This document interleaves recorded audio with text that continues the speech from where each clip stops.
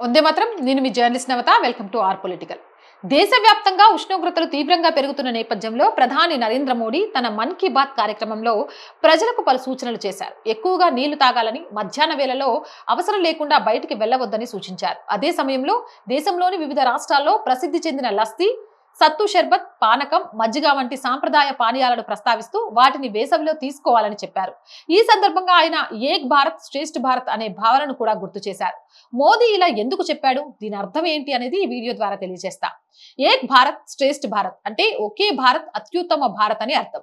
దేశంలోని భిన్న భాషలు, సంస్కృతులు, సాంప్రదాయాలు, ఆహారపు అలవాట్లు, కళలు, జీవన విధానాల మధ్య పరస్పర అవగాహన పెంపొందించి జాతీయ ఐక్యతను బలోపేతం చేయడమే ఈ కార్యక్రమం ప్రధాన లక్ష్యం. వివిధ రాష్ట్రాల ప్రజలు ఒకరి సంస్కృతిని మరొకరు తెలుసుకోవడం ద్వారా దేశ సమగ్రత మరియు బలపడుతున్న కేంద్ర ప్రభుత్వం భావిస్తోంది. భారత రాజ్యాంగ నిర్మాత బిఆర్ అంబేద్కర్ 125వ జయంతి సందర్భంగా 2015లో కేంద్ర ప్రభుత్వం ఏక్ భారత్ శ్రేష్ఠ భారత్ కార్యక్రమాన్ని ప్రారంభించింది. ఇందులో భాగంగా ఒక రాష్ట్రాన్ని మరో రాష్ట్రంతో జత చేసి భాష, సాహిత్యం, పర్యాటకం, విద్య, కళలు, ఆహార సంస్కృతులు పరస్పరం మార్పిడికి ప్రోత్సాహం అందిస్తున్నాయి.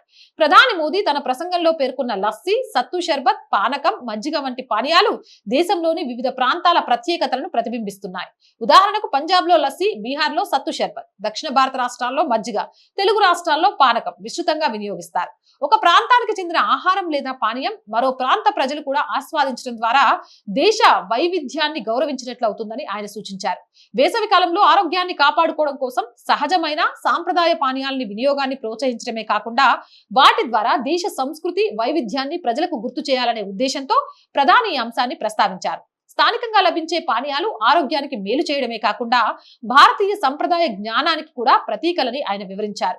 ఏక్ భారత్ శ్రేష్ఠ భారత్ కేవలం ప్రభుత్వ కార్యక్రమం మాత్రమే కాదు, దేశంలోని ప్రతి ప్రాంతం ప్రత్యేకతను గౌరవించడం, ఇతర రాష్ట్రాల సంస్కృతిని తెలుసుకోవడం, భిన్నత్వంలో ఏకత్వాన్ని చాటడం అనే గొప్ప సందేశాన్ని ఇది అందిస్తుంది. మోదీ ప్రస్తావించిన సాంప్రదాయ పానీయాలు కూడా ఇదే స్ఫూర్తిని ప్రతిబింబిస్తాయని, ఒక రాష్ట్రపు రుచిని మరో రాష్ట్ర ప్రజలు ఆస్వాదించినప్పుడు భారత ఐక్యత మరింత బలపడుతుందని ఆయన అభిప్రాయపడ్డారు. అందువల్ల ప్రధాని మోదీ వేసవిలో ఆరోగ్యాన్ని కాపాడుకోవాలని సూచించడమే కాకుండా భారతదేశంలోని విభిన్న ప్రాంతాల సాంప్రదాయ పానీయాలను ప్రోత్సహిస్తూ ఏక్ భారత్ శ్రేష్ఠ భారత్ భావనను ప్రజలకు మరోసారి గుర్తు చేశారు. భాషలు, సంస్కృతులు, ఆహారాలు వేర్వేరుగా ఉన్నప్పటికీ మనమంతా ఒకే భారతదేశానికి చెందిన వారమనే సందేశాన్ని ఈ కార్యక్రమం ద్వారా అందించారు. అదే ఈ కార్యక్రమం యొక్క సారాంశం కూడా. జై హింద్, జై భారత్. అండ్ మోర్ వీడియోస్ కోసం R group of channels, R voice, R political, R Samskriti channels ని వెంటనే సబ్స్క్రైబ్ చేయండి.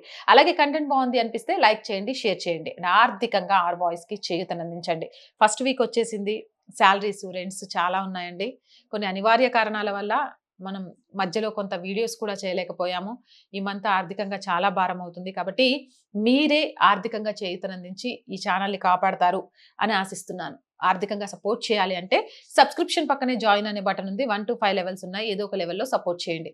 లేదా స్క్రీన్ మీద గూగుల్ పే, ఫోన్ పేతో పాటు అకౌంట్ డీటెయిల్స్ ఇచ్చాను, మీకు తోచిన సహాయం అందించవచ్చు. వ్యాపార ప్రకటనల కోసం 8328500576 నెంబర్ని సంప్రదించండి. జై హింద్, జై భారత్.